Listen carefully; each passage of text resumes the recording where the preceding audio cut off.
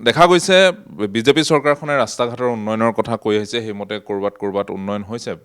নাই হোৱা বুলি ক'লেও ভুল কোৱা হ'ব তেনে ক্ষেত্ৰত আপুনি বিহপুৰীয়াবাসীৰ মাজলৈ যাওঁতে কোনকেইটা বিষয় লৈ আপুনি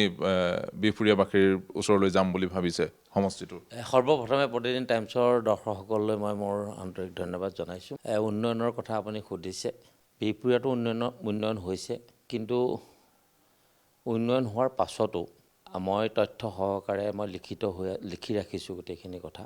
19টা গাঁও পঞ্চায়তত আমি 82টা ৰাস্তাত চেইন কেবল দি এতিয়া বনাইছোঁ এইটো কংগ্ৰেছৰ ফালৰ পৰা আপোনালোকে নিজাববীয়াকৈ কৰিছে আমি নিজেই কৰিছোঁ যিহেতু আমাৰ নিজৰ জেগা এয়া সকলোবিলাক মানুহে আমাৰ নিজৰ স্কুললৈ যাব পৰা অৱস্থাত নাই বৰষুণ এজাক দিলে তেতিয়াহ'লে যে পথঘাটৰ উন্নয়নৰ কথা কৈ আছে বিজ্ঞাপন দি আছে চৌদিশে উন্নয়ন ইয়াত বিহপুৰীয়াত হোৱা নাই নেকি উন্নয়ন হৈছে কিন্তু তাৰ মাজতো 82টা ৰাস্তা আৰু আমিয়ে কৰিছোঁ আৰু বহুকেইটা ৰাস্তা কৰিবলৈ আছে একবিংশ শতিকাত বৰ্তমান আমাৰ হাতত 21খন দলঙৰ তথ্য আছে তাৰে আমি 16খন দলং বাঁহৰ দলং সদ্যহতে মানুহ যাতায়াত কৰিব পৰা স্কুললৈ ল'ৰা ছোৱালী যাব পৰা আমি 16খন দলং আমি নিৰ্মাণ কৰিছোঁ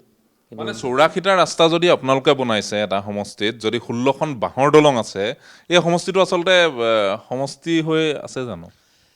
গাঁৱত আপোনালোকে গাঁৱলৈ যাব লাগিব গাঁৱত গ'লে গম পাব গাঁৱত আমাৰ যিটো গ্ৰাম্য অৰ্থনীতি বুলি আমি কওঁ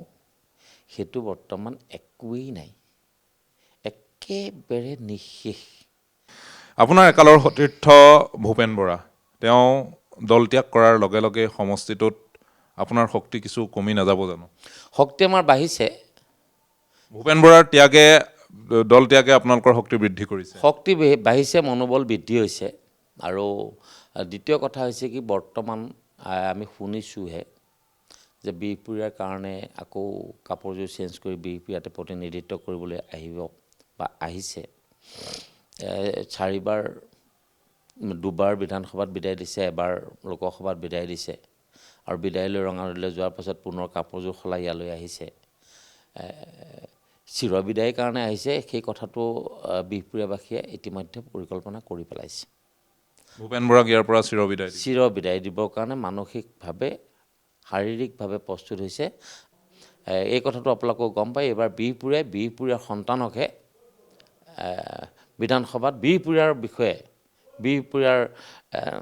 আধ্যাত্মিক চিন্তা চেতনা বিহপুৰীয়াৰ সামাজিক বিহপুৰীয়াৰ অৰ্থনৈতিক বিহপুৰীয়াৰ সকলোবিলাক কথা যাতে সজোৰে দিছপুৰত ক'ব পাৰে তেনেকুৱা এজন ব্যক্তিহে এইবাৰ বিহপুৰীয়াই বিচাৰিব এইবাৰ কোনো চালানী মানুহ বিহপুৰীয়াই গ্ৰহণ নকৰে মানে ভূপেন বৰা এক কথাত ক'বলৈ গ'লে ভূপেন বৰা বিহপুৰীয়াত আপোনাৰ কাৰণে বা কংগ্ৰেছৰ কাৰণে কোনো কাৰণতে ফেক্টৰ হ'ব ফেক্টৰেই নহয় 100% কোনো ফেক্টৰ নহয়েই এইটো আপোনাক মই ডাঠি কৈছোঁ বিহপুৰীয়াত এইবাৰ বিহপুৰীয়া সন্তানক দিব এজিপি বিজেপি কংগ্ৰেছ ইয়াত কোনো কথা নাই বিহপুৰীয়াৰ সন্তানক এইবাৰ বিহপুৰীয়াই বিধানসভালৈ পঠিয়াব এইটো কথা 100% নিশ্চিত চালানী মানুহৰ এইবাৰ বিহপুৰীয়াত বিধায়ক নকৰে যিহেতু যোৱা 5টা বছৰ দেখিছে যে বিহপুৰীয়াৰ অৰ্থনৈতিক সামাজিক যি ব্যৱস্থা বিহপুৰীয়াৰ যি আধ্যাত্মিক চিন্তা চেতনা বিহপুৰীয়া মানুহৰ ভাষাৰ যি শৈলী ইয়াৰ লগত কোনো ধৰণৰ সম্বন্ধ নথকা মানুহে যেতিয়া বিহপুৰীয়াখন 5টা বছৰ শাসন কৰিলে তাৰ কাৰণে দলৰ প্ৰত্যেক মানুহেই ক্ষুণ্ণ হৈ আছে আৰু স্থানীয় জনতায়ো ইয়াৰ বহু ভুগিছে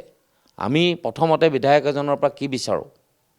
আমি বিচাৰোঁ যে আমি যিহেতু বিধানসভালৈ পঠিয়াইছোঁ আমি তেখেতক যেতিয়া লগ পাওঁ আমি আমাৰ প্ৰতি থকা অকণমান শ্ৰদ্ধা আৰু ভক্তি আমি এজন বিধায়কৰ চকুত প্ৰথম বিচাৰোঁ তাৰ পাছত আমাৰ সমস্যাৰ কথা কেনেকৈ সমাধান কৰিব সেইটো বিধায়কজনে বিবেচনা কৰিব কিন্তু আমি প্ৰথম বিচাৰি যোৱা বস্তুৱে কিন্তু আজি 5টা বছৰে বিহপুৰীয়াত মানুহে পোৱা নাই ধন্যবাদ জনাইছোঁ সেয়া আছিলে ৰাম ভূঞা ডাঙৰীয়া তেওঁ ইতিমধ্যে কৈছে যে এইবাৰ ভূপেন বৰা তেওঁ সাজ হলাই এই সমষ্টিলৈ আহিছে একালৰ সতীৰ্থ আছিল